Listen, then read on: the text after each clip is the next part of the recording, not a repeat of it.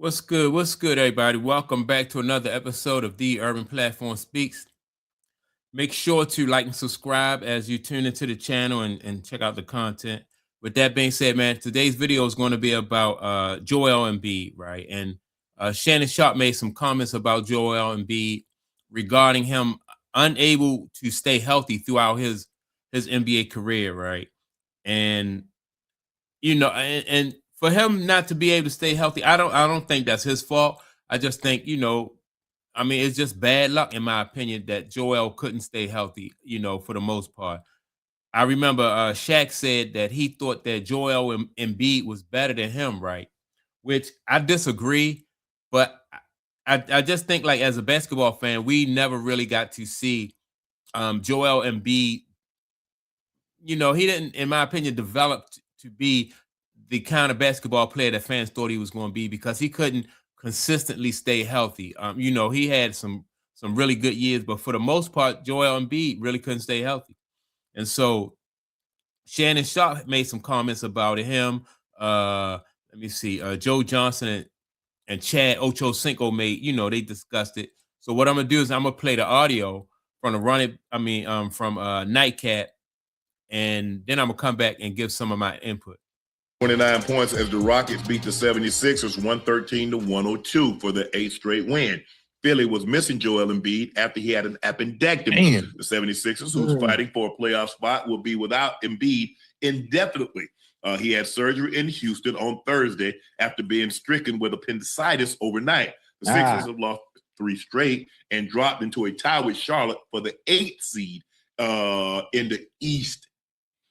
Joel Embiid is just saying, you know what? He might as well just call him Slap Rock. I don't know if y'all remember the cartoon Slap Rock, but every time he come around, bad stuff just start happening. Yeah. Hey, that appendectomy. That's not. You're not out that long with that though, huh?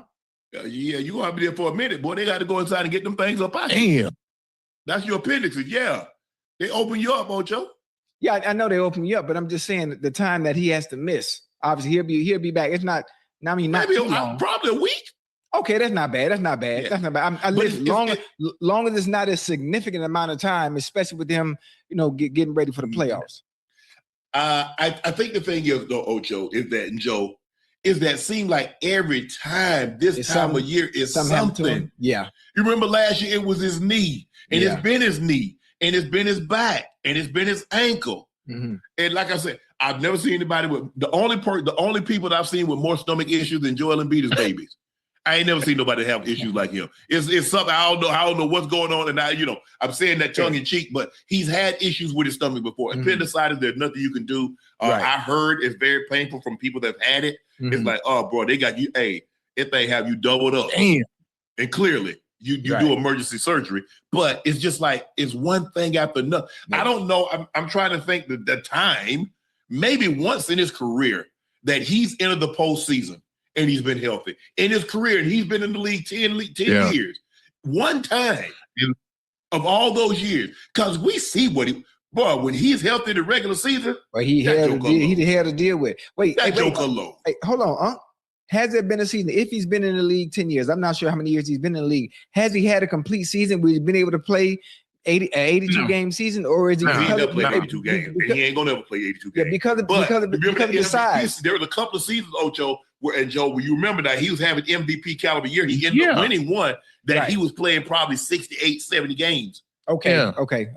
But then come playoff time, knee. Because remember last year he was like, what was it, last year or 2 years ago that he was like barely get. That might have been, was that last year? Might have been last year. Might have been 2 years ago that he was like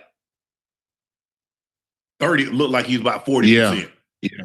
But when he's healthy, and that's a big win, and that's probably why they haven't enjoyed the success that they wanted to have, even when Harden was there, because he couldn't stay healthy. And then when they had Ben Simmons, he had some issues, and then Ben had the issue with the Hawks, and they had the issue with the Hawks, and they ended up losing to the Hawks in 7 games. And I said that they're never going to be the same. It's over for them. They're going to break that team up. I said, Ben Simmons gone. For Doc to say what he said, and for Joel to say what he said, he was I said it. I said, oh man, you don't know what you're talking about. I said, okay. And then Philly Philly, you know how internet is, Ocho and Joe. Man, they had a trash can going down. It was flooded, and there was a trash can, and people talking about this Ben Simmons. I said, "Oh yeah, so it's definitely over now." Listen, man, here's the baby. And you got to trust the process. Process over with. Here you talking. That process shit over with. Hey, listen, and this is what I'm talking. This is what I'm talking about.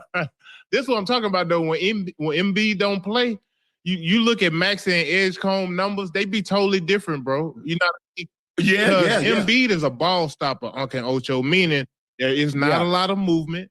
He gonna get you 25, 35 points a night, but the rest of these dudes around him, they ain't gonna really be doing a whole lot. You know what I mean? Because he's so stagnant offensively, and there's no rhythm, there's no flow. So, you know, you got a rookie like Edgecombe who thrives in transition. You ain't gonna get many transition buckets, bro. You know what I mean? Because you saying Embiid taking up space? I'm saying because he's so ball dominant. When the ball gets in his hands, it stops. It don't move. You know, he ain't moving around, setting too many picks and rolling. You know what I mean? It's just not a lot of flow and rhythm in the game. So it hurts everybody else around him. Yeah, he can score in a half-court set. You know, that's what he do. Yeah. But you know, the glaring thing is he doesn't give you much defensively.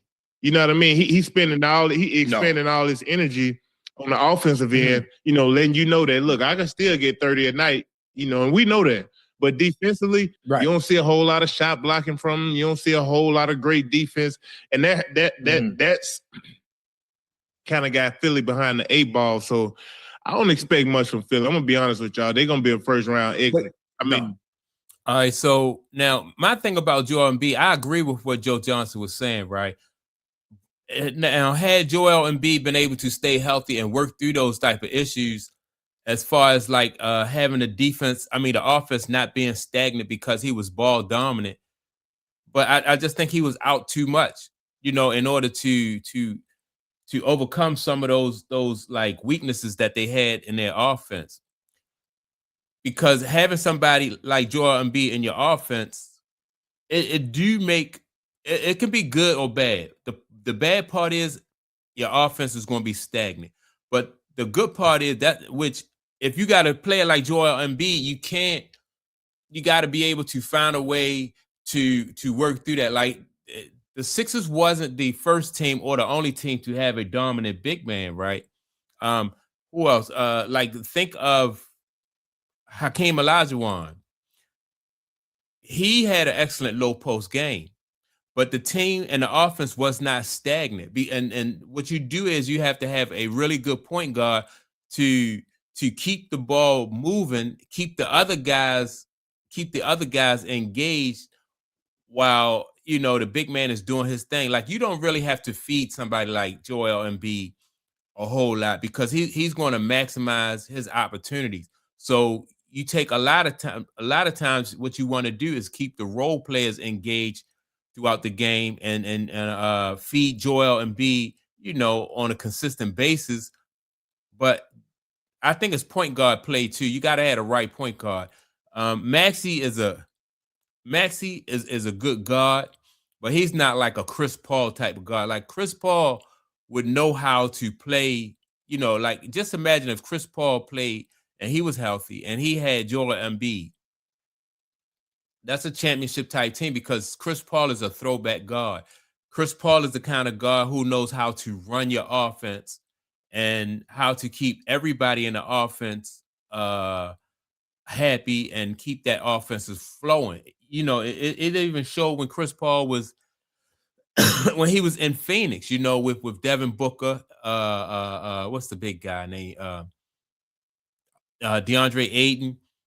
You know, that offense in Phoenix ran really well. And take Chris Paul out of that offense, you bring Kevin Durant in and you bring Bradley Beal in, and then you have 3 really good scorers on the team, but you don't have no point guard. So your offense don't have any rhythm, right? So yeah, Joel Embiid is a kind of he's a big man and he's ball dominant, but that's where I think point guards come in at a really good point guard come in and just keep your offense moving. You know, but they never really got to a point where as though Joel Embiid could have stayed healthy. Then they would have brought in a pure point guard to run their offense. But I don't think, you can't blame the man for, for getting hurt. It just was in the cards. So that's my take on it. Make sure to like and subscribe to the channel. Also, don't forget to leave a comment, and I'll check you all out in the next video. Peace.